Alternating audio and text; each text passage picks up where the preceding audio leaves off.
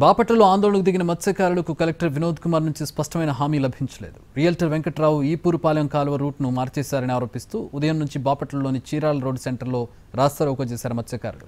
లక్ష్మీపురం ఓడరేవు మధ్య ఉన్న ఈపూరుపాలెం స్ట్రైట్ కట్సీ మౌత్ డిజైన్ మార్చడంపై మత్స్యకారులు ఆందోళన చేశారు. పోలీసులు అడ్డుకోవడంతో రోడ్డుపైనే బైఠాయించారు. పోలీసులతో వాగ్వాదానికి దిగారు మత్స్యకారులు. చివరికి అనుమతించడంతో బాపట్లకి వెళ్లారు ఓడరేవు గ్రామస్తులు.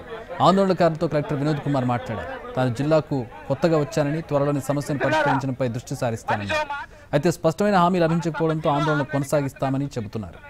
రేపు సమావేశం ఏర్పాటు చేసుకుని భవిష్యత్ కార్యాచరణ ప్రకటిస్తామన్నారు మత్స్యకారులు.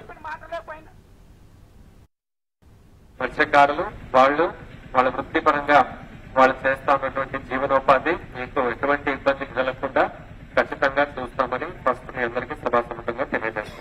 సర్వే చేయడానికి వాళ్ళు మన అధికారులు వెళ్ళినప్పుడు మీరు కూడా కలిసికట్టుగా వచ్చి దీన్ని మనము చక్కటిగా సమన్వయంతో దీన్ని సాల్వ్ చేయడానికి అన్ని రకాల వీలు ఉన్నాయి.